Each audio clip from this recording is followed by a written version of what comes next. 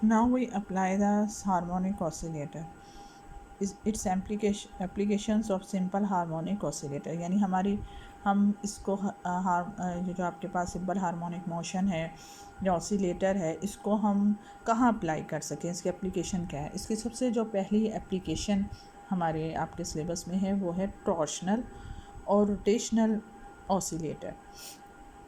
इसमें ये आपके पास आपने आमतौर पर पेंडुलम पढ़ा हुआ है। पेंडुलम जो है वो एक बॉब होता है, मेटेलिक बॉब होता है, जिसको आप एक स्ट्रिंग के साथ लटका देते हो।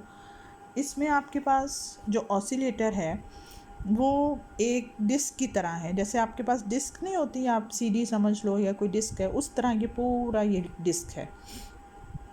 और उसको वर्टिकली जो है यहाँ से आपने उसको अटैच किया हुआ है। Torsional oscillator is a circular disc attach to a vertical hanging wire. ये आपके पास हैंगिंग वायर से आपने उसको लटका दिया।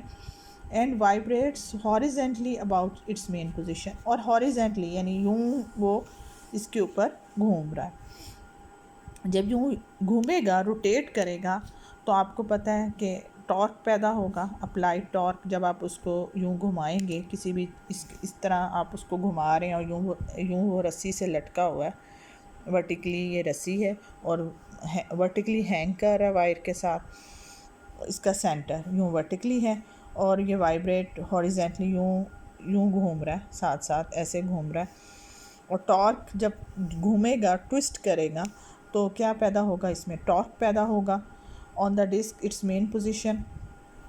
अब यहाँ पे ये ओपी पे है, अभी आपने इसके ऊपर फोर्स नहीं अप्लाई की। जब आप इसके ऊपर टॉर्क अप्लाई करेंगे तो यूँ ऐसे ऐसे आपने घुमाना है इसको, ऐसे, यानी यहाँ से पकड़ के आप इसको यूँ ले गए, जैसे ऐसे नहीं मरोड़ते चीज़ को, तो आपने इसको यूँ कर दिया। जब आप इसको डिस्प्लेस करेंगे, टॉर्क बनाएंगे, तो ये इसकी पोजीशन चेंज हो जाएगी। ठीक है, ओपी से पहले इसकी पोजीशन ओपी थी।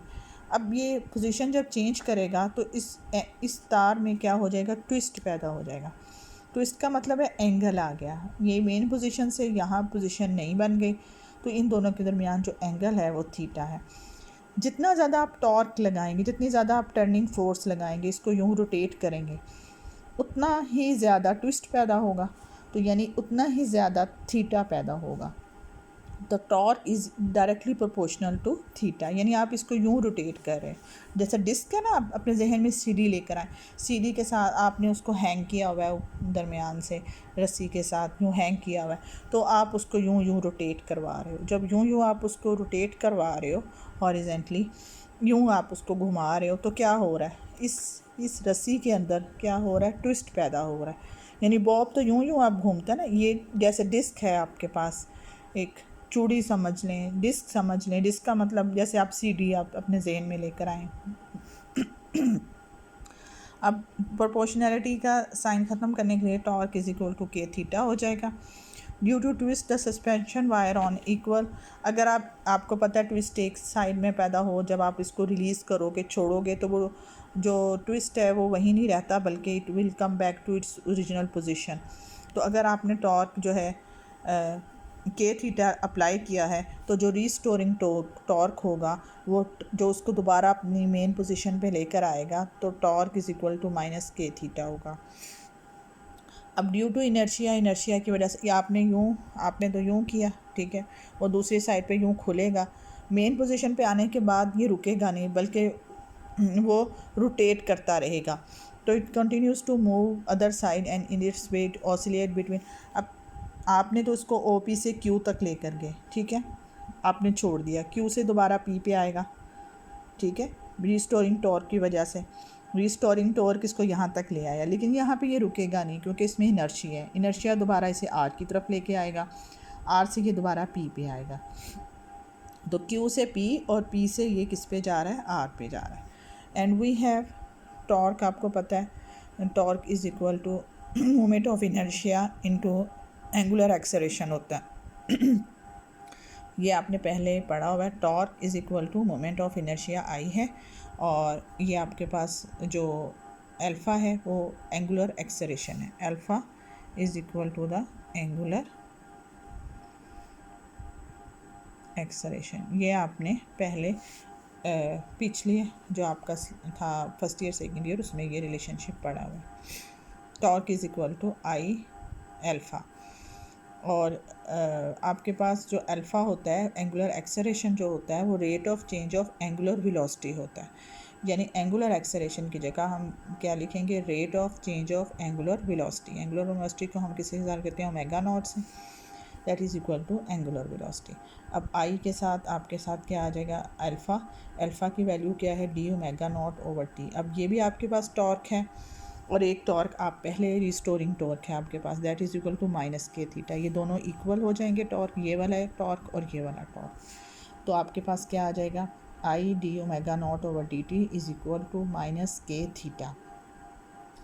आई को आप दूसरी साइड पे ले जाएंगे तो के ओवर आई, और ये थीटा आपकी बुक में नहीं लिखा हुआ, आप लिख लें, ये थीटा वैसे ही आ जाएगा। अब multiplying both side by D theta, यहाँ भी हम डी थीटे से मल्टीप्लाई कर देंगे और यहाँ भी हम डी थीटे से मल्टीप्लाई कर देंगे। अब होगा क्या, डी ओमेगा नॉट साइड पे आ जाएगा, ये d theta over d t. Theta इसमें एंगुलर एक्सेलरेशन है, ये आप पढ़ चुके हैं फर्स्ट ईयर में। Theta is equal to angular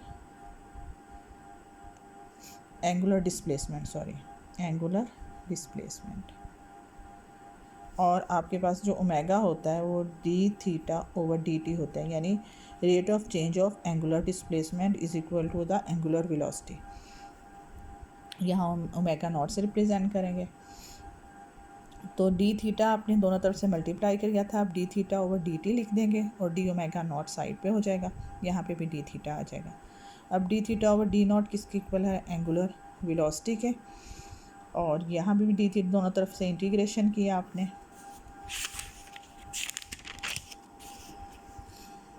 तो ये आ गया आपके पास half K omega naught square is equal to minus half के over I theta square plus C जो है वो आपके पास कांस्टेंट है। कांस्टेंट कैसे मालूम करेंगे, आप एक्सट्रीम पोजीशंस पे देखेंगे, जब आपके पास थीटा जो है वो मैक्सिमम है यानी मैक्सिमम पोजीशन पे है, तो उस वक्त एंगुलर जो वेलोसिटी है, जैसे वेलोसिटी होती थी लीनियर वेलोसिटी होती थी, इसी तरह ये एंगुलर वेलोसिटी है, तो एंगुलर वेलोसिटी ज़ीरो हो जाएगी। ये ज़ीरो हो गया, ये आपके पास वैल्यू थीटे की जगह हम एक्सट्रीम पोजीशन लिखेंगे, क्योंकि हम ये बाउंड्री कंडीशंस लगा रहे हैं, एक्सट्रीम कंडीशन लगा रहे हैं। प्लस सी अब आपके पास आ जाएगा हाफ के over I theta m square, यानी जहाँ सी है वहाँ हम ये लिख सकते हैं।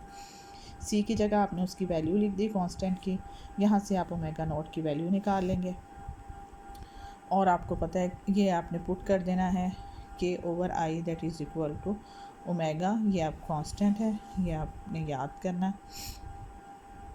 तो k over I is equal to omega angular frequency है, इसकी जगह के ओवर आई की जगह हम ओमेगा लिख देंगे।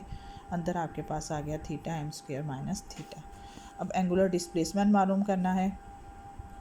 ओमेगा नॉट हमें पता है कि rate of change of angular displacement होता है, तो ओमेगा नॉट की जगह d theta over d t लिख देंगे। इसके साथ आपके पास बाकी इसी तरह ओमेगा की वैल्यू के ओवर आई स्क्वायर रूट आ गई और ये चीज़ आ गई। अब हम थीटे वाली वैल्यूज़ को एक साइड पे कर लेंगे, के ओवर आई एक साइड पे चला गया, डी टी इधर आ गया, थीटा इधर आ गया, दोनों तरफ से इंटीग्रेशन की आपने, ये आपके पास कॉस इन्वर्स आ गया, cos inverse theta over theta m हो गया, और ये आपके पास डी टी था टी हो गया, प्लस फाई आपके पास एक कांस्टेंट आ गया। इसी तरह हम कॉस इन्वर्स को इधर जाके कॉस हो जाएगा और थीटा इधर जाके थीटा एम हो जाएगा। Theta is equal to theta m cos, ये आपके पास वैल्यू आ गई। अब अगर आप माइनस, क्योंकि साइन था आपको पता है कि कॉस माइनस थीटा भी कॉस थीटा के इक्वल होता है, इसलिए ये माइनस साइन हमने ख़त्म कर दिया। तो theta is equal to theta m cos omega t plus phi. Angular velocity जो है वो ओमेगा नॉट जो है वो d theta over d t के इक्वल है।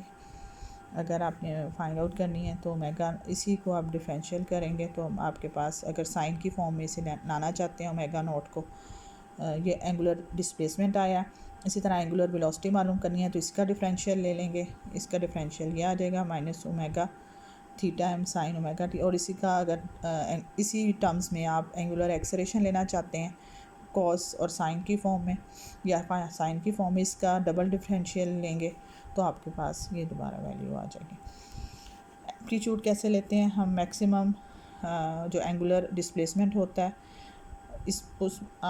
इसमें क्योंकि टॉर्क पैदा हो रहा है तो इस वजह से हम इसमें एंगुलर डिस्प्लेसमेंट ले रहे हैं, लीनियर डिस्प्लेसमेंट नहीं लेंगे।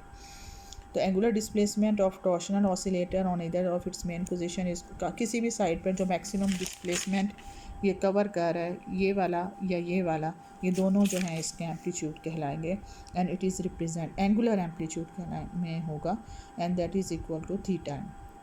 टाइम पीरियड वो उसी तरह होगा, it is the time taken by the torsional oscillator to complete its one angular oscillation, one जो पूरी एंगुलर एक्सलेशन पूरी कर रहा है, यानी ये इस वैल्यू से मेन पोजीशन से यहाँ पे आ रहा है, यहाँ पे वापस मेन पोजीशन पे, फिर दोबारा नेगेटिव एक्सट्रीम पोजीशन पे और फिर दोबारा ज़ीरो पे आ रहा। तो that is called the time required to this complete oscillation is called the one angular oscillation is called the time period. It is denoted by tau, time period tau नहीं t, capital T से represent करते हैं। आप simple जो आपके पास equation आपने हमेशा याद रखनी है सिंपल हार्मोनिक ऑसिलेटर की, जो पिछले लेक्चर में हमने फाइंड आउट की थी, ये हमेशा याद रखनी है आपने, क्योंकि इसी के साथ आपने हर एक को कंपेयर करना है। तो is equal to minus omega square x निकाली थी हमने, और इसमें आप in case of torsional oscillator आप एक्सेलेरेशन देखें तो एक्सेलेरेशन आपके पास क्या आ रहा है, टॉर्शनल एक्सेलेरेशन में आपके पास ओमेगा की वैल्यू जो है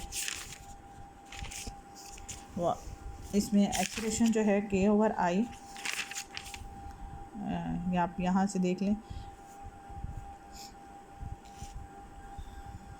ये आपके पास एंगल अल्फ़ा है, ये आपके पास सारा जो थीटा है ये आपके पास थीटा के इक्वल था, और ये ओमेगा स्क्वायर के ओवर आई है। तो ये क्या बना, आप इसको अगर एक्स से या थीटे से रिप्रेजेंट करें तो ये आपके पास एक्स डिस्प्लेसमेंट आ गया और के ओवर आई ओमेगा की वैल्यू। अब दोनों को आप कंपेयर करें तो ये डिस्प्लेसमेंट है एक्स एक्स के हो जाएगा, और आपके पास ओमेगा की जो वैल्यू आएगी वो क्या आ गई है, के ओवर आई। तो ओमेगा इज़ इक्वल टू के ओवर आई स्क्वायर रूट हो गया। टाइम पीरियड लेना है तो 2 पाई ओवर ओमेगा होगा, ओमेगा की वैल्यू हम डाल देंगे तो टाइम पीरियड आ जाएगी। फ्रीक्वेंसी टाइम पीरियड का रेसिप्रोकल लेंगे तो आपके पास फ्रीक्वेंसी आ जाएगी।